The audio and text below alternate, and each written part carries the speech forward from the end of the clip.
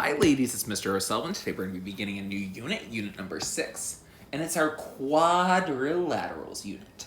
The reason why this unit's so important is because everything is based off of this first lesson. So all of the quadrilaterals we're going to be looking at sort of deviate from the parallelogram.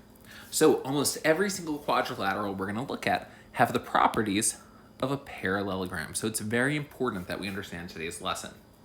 So today we're going to be looking at the parallelogram, and this is an example of a parallelogram. All of these images right here, it sort of looks like a diamond that's slanted, and the parallelogram has some unique properties.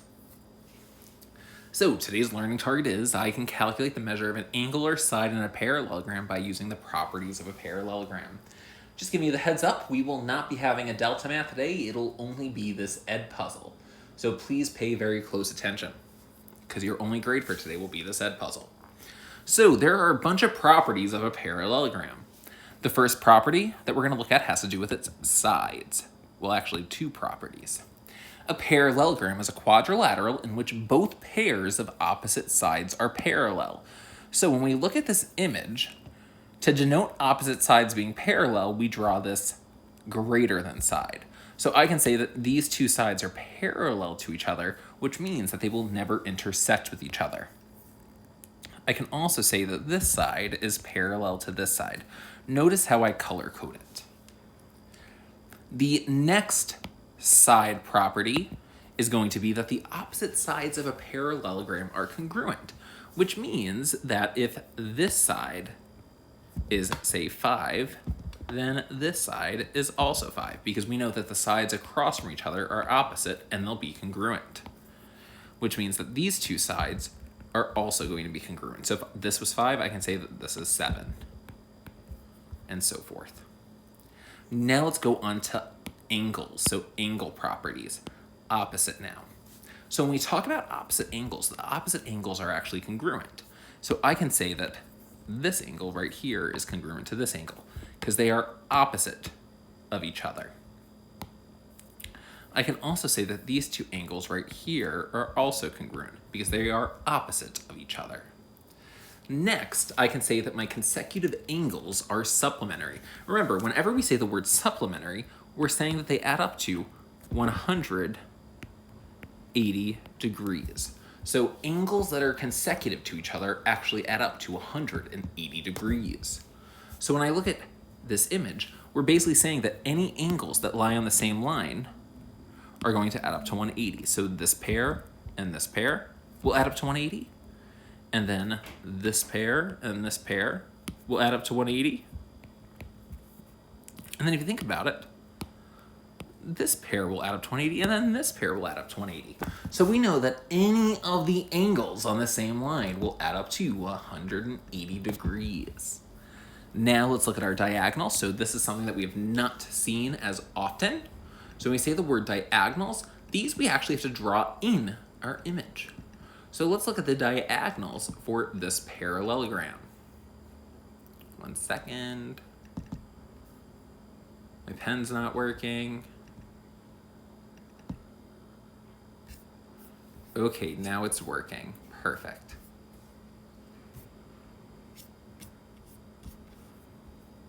So when I draw my diagonals, all we're going to do is we're just going to draw in diagonals like this. And that's our diagonals. So the first theorem about diagonals is a diagonal divides the parallelogram into two congruent triangles. So if you look, this triangle is congruent to this triangle. And then, if I wanted to, I can even say that this triangle is congruent to this triangle. So I can actually say that there are two sets of congruent triangles. And then last but not least, the diagonals bisect each other. Bisect is a big word in our class because we've used that word quite often. We use it a lot in our reasoning unit for proofs. So I'm going to draw my diagonals. And I can say that this piece right here is congruent to this piece, and this piece is congruent to this piece. And that's it. Okay? Now let's go on to the application. So ABCD is a parallelogram where AB is 3x plus 8 and DC is x plus 12. Find the measure of side AB. So the first thing we need to do is we actually need to label our image. So we need to label AB as 3x plus 8. And then we need to label DC as x plus 12. So if we look, these are opposite sides of our parallelogram, and we know parallelogram is ABCD. So what I'm going to do is I'm actually going to highlight this image. And if you look, we know the opposite sides of a parallelogram are congruent. So whenever we want to find the value of x, what we're going to do with these sides is we're going to set them equal to each other. So I'm going to do 3x plus 8 equals x plus 12. What's my first step in solving this equation? Good, the first step is to either move your numbers or to move your variables. The first thing I'm going to do is going to subtract x from both sides of my equation. So I subtract my x's and I get 3x minus x is 2x. So I have 2x plus 8 equals 12. The next thing I'm going to do is I'm going to subtract 8 from both sides of my equation. I get 2x equals 4. And then my final step is to divide by 2. And then I get x is equal to 2.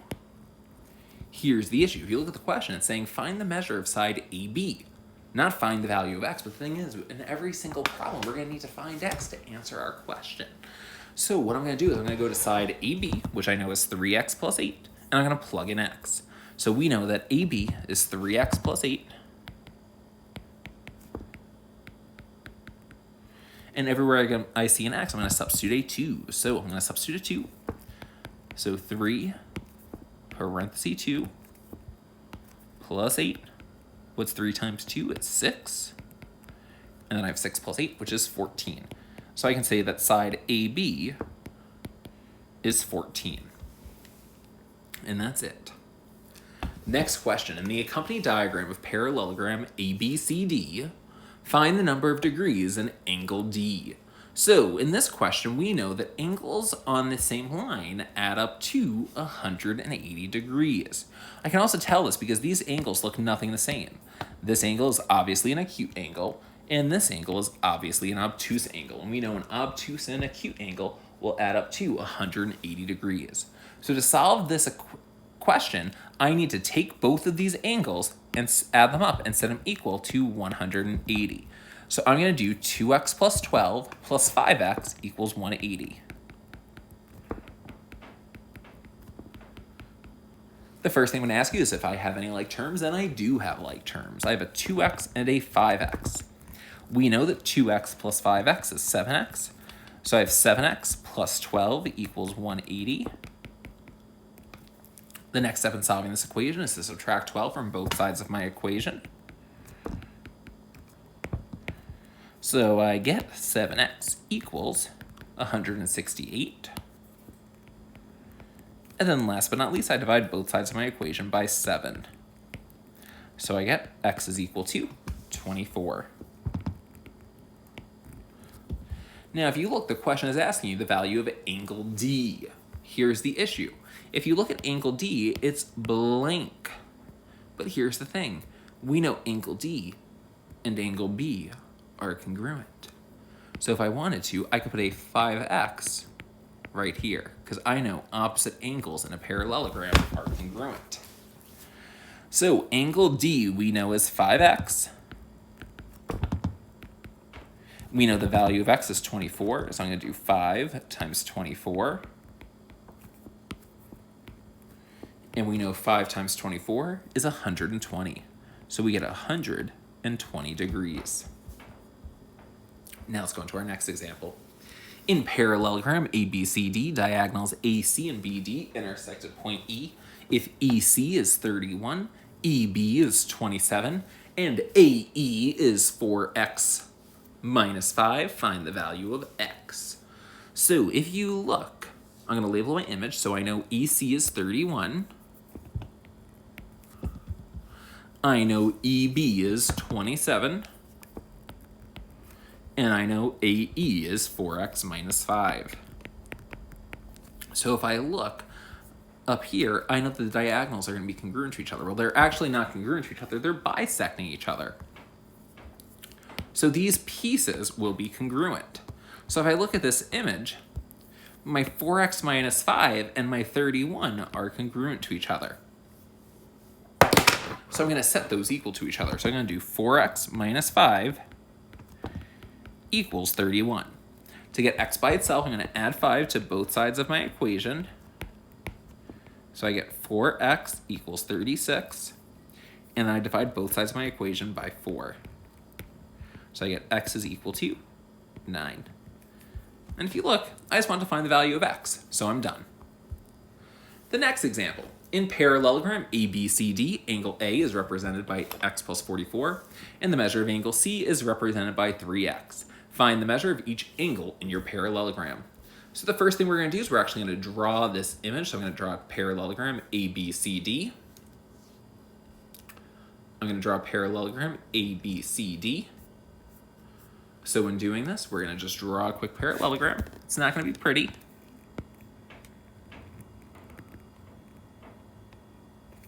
It doesn't look like that. 1 second. Perfect, that's not bad. And I'm going to label it A, B, C, D. We know that the measure of angle A is x plus 44. And we know that the measure of angle C is 3x. If you look, we know that this angle right here and this angle are congruent to each other. So what we're going to do is we're going to do 3x equals x plus 44. The first step in solving this equation is to get x on the left-hand side. So I'm going to subtract x from both sides of my equation. So I get 3x minus x is 2x, so I have 2x equals 44, and then I divide both sides by 2. So I get x is equal to 22. Here's the issue, though. It wants to find the measure of each angle. So what I have to do is I have to plug in this 22 everywhere I see an x. So I'm going to do 22 plus 44. We know 22 plus 44 is 66 degrees. So I know that I have a 66-degree angle at angle A. What's the value of angle C? Good. You just do 3 times 22, which is 66 degrees.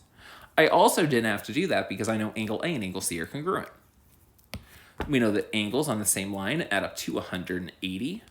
So we know that angle D, is going to be 180 minus 66.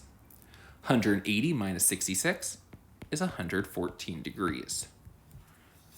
We know angle B is also going to be 180 minus 66, which is 114 degrees. We also know angles on the same line add up to 180, and we also know angles opposite of each other are congruent.